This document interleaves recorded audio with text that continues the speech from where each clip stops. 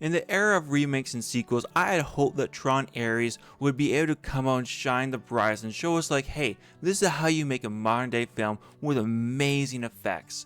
Unfortunately, the only thing that this film did great on is the effects. Everything else about this film was completely soulless. Ares, the hero, is really nothing there, nothing all that special. He's only here because of Eve Kim. Eve Kim, we have no real reason to root for her besides the fact that she's the CEO of Encom, who did a video game, but we see nothing really all that great about her. Dillinger, he's a villain that's whiny, but he still listens to his mama, so he's just kind of a pathetic villain. We have his mom, who's the righteous moral character, who I guess is supposed to be the conflicted mom who let her son go too far, but again, we don't really care for her. We don't care about the burrito guy who helps her out. We don't care about Encom's vice president and his side piece that is always around with him. There's just not really anyone in this film that you really cheer for. Even Jared Leto as Ares, I found myself at very few areas where I was actually caring about him. And in fact, there's parts in the film where Ares goes full girl boss mode and just, praises Eve Kim and giving her pep talks and be like, hey, you're really great. You shouldn't give up. Anycom wouldn't be what it would be without you. You really got to stay in the fight. Why, though?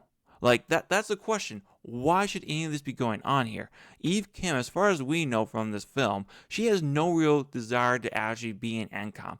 The things that she spouses being important to her, the environment, world hunger, creating a better world, doesn't seem to be all that much matter to her. Now, fair enough, she did lose a family member to cancer. I completely understand that. I've lost a lot of family members to cancer, so I completely understand that mindset.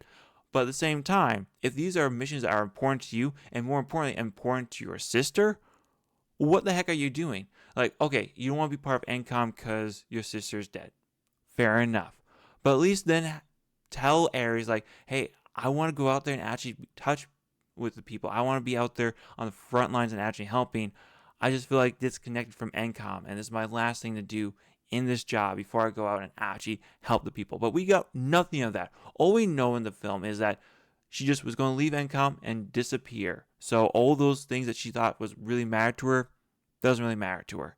As far as for Dillinger's side, I could actually respect Dillinger. I actually was rooting for him for like the first half of the film. The only reason why I stopped rooting for Dillinger is because he just turned to a whiny, snivel slop. Like, okay, he was great on the villain's part. He went in, he was chasing down Eve Kim because she found the permanence code. They sucked her into the grid because she broke the permanence code. So like, okay, at this point, we're just going to have to take her in.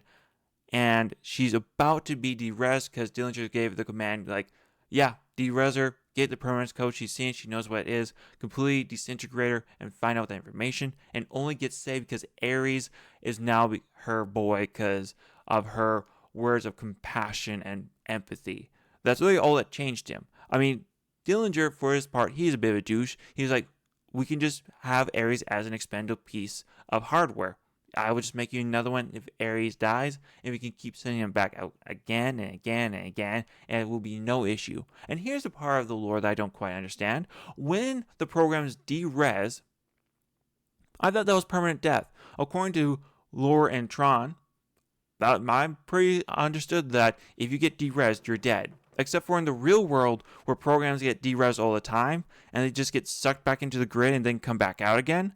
How exactly is that working? Also, this whole thing about permanence code is the fact that programs can only be outside in the world for 29 minutes before they degrade and you have to restart the laser and bring it back out again. Like, that doesn't make any sense to me. We have Cora, who is absolutely fine, absolutely okay, and she's outside the grid. Well, Carl, she's an ISO. Okay, why didn't Sam and Cora fix this issue 10 years ago, 20 years ago? Why is this still a problem in Tron's universe? What the heck is going on? Oh, I don't even want to ask any questions about Sam Flynn. All we find out about him is that he had to leave the company due to some serious family issues, and Encom is just on hard times. Like, what in the world is going on here? Sam Flynn literally had the key to the grid to literally bring AI and this whole world that Dillinger and Eve Kim are fighting over to reality with Quora, the one who is going to change the world and that doesn't happen. And that's pretty much everything that we need to know about this universe, is that it's hollow, it's soulless, it doesn't follow its lore. This should have been a completely different film in a completely different universe. It doesn't fit well within Tron. Now, I did like the parts where Ares and Kevin Flynn met up and they were talking about how a program was starting to feel and have emotions and becoming human. I did like that sense. I did like that scene. I did like going to the old grid, so I will tip my hat off to them. But that's pretty much the only part in the film I can actually say I actually liked. The other parts of the film are just garbage. After the second half going forward, it's just complete madness. One part for this madness is Dillinger's plan to capture Eve Kim. He brings out soldiers from the grid to go track down Eve Kim and bring her to Dillinger Core.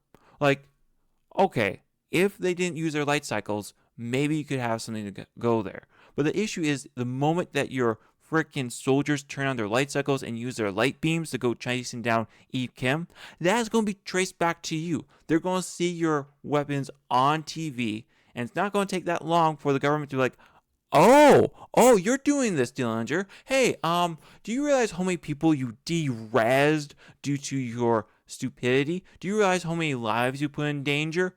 Like, you do realize that one act could completely taint the Dillinger Company. Like, it's just so numbingly dumb in every regard that it's kind of hard to express. And then you have Athena, Ares' second in command, who is supposed to be just as efficient as Ares, if not a little bit lesser so, and fully committed to Dillinger and the directives that he gives. But here's the issue. He gives her one directive: capture Eve Kim and get the permanence code at all costs. And then when Dillinger tells her later on the film, like, hey, stop it, this is going too far, she doesn't listen to his command. So are you telling me the directive doesn't matter, or are you telling me that the directive does matter? Because the only directive that matters is the one that your creator is telling you, but you're not listening to your creator at this point in time. And because you're going to listen to your creator's previous order over his current order, you're going to go and kill his mom? Because that's how she dies. Like, she tells Dillinger, like, hey, I'm taking control back over the company. We're shutting this all down. We can't let this keep on going on. And then Athena goes over and kills his mom. And then Dillinger just breaks down crying and holds his mom.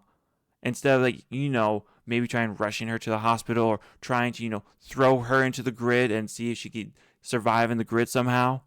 Like some kind of weird cybernetic cyborg, some kind of weird thing going on there. No, he just breaks down like a pathetic character. He's a pathetic villain that is just over his head. Like, I'm so tired of these weak ass villains. Give me someone who's actually evil. Give me someone who's actually hungry for world domination. Give me someone who's actually wanting to actually change things.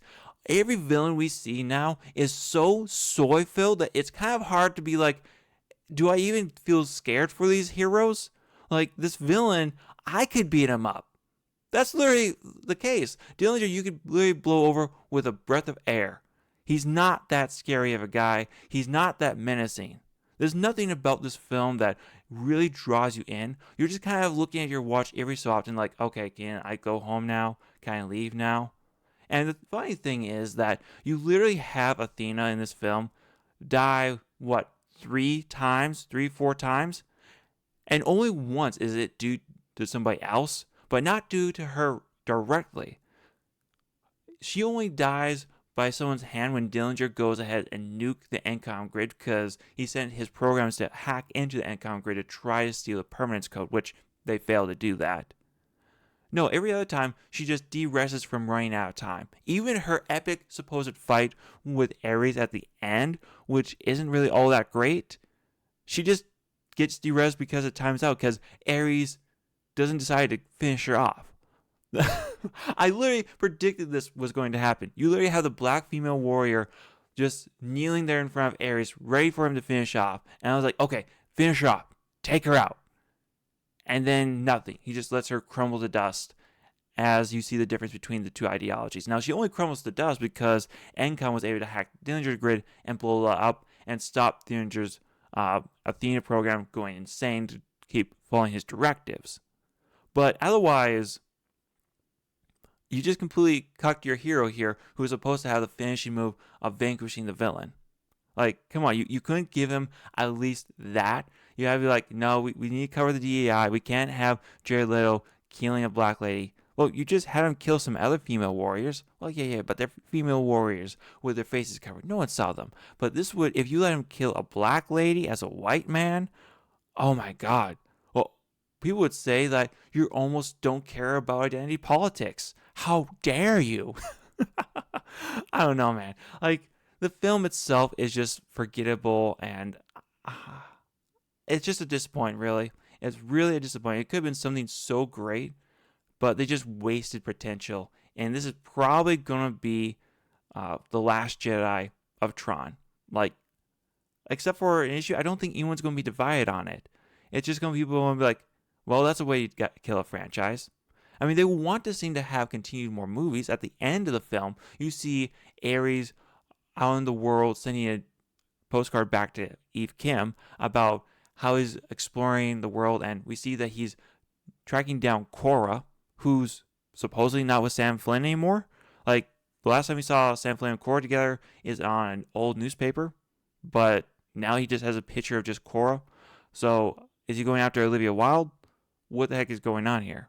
So, I guess we're going to see that in the next part. But honestly, at this point, Tron Ares, not worth seeing. If you guys have anything else to do, if you can go cut your grass with the hedge clippers, that'll be more beneficial than watching this film. But maybe I'm going a little bit too harsh on the film. I want to hear what you guys' thoughts. What did you think of this film? Do you think this film was actually something worth seeing? Do you think it's a piece of art? Or do you agree with me that this is kind of a piece of trash? I can't wait to hear what you guys got to say down in the comments below. You take care now. Bye.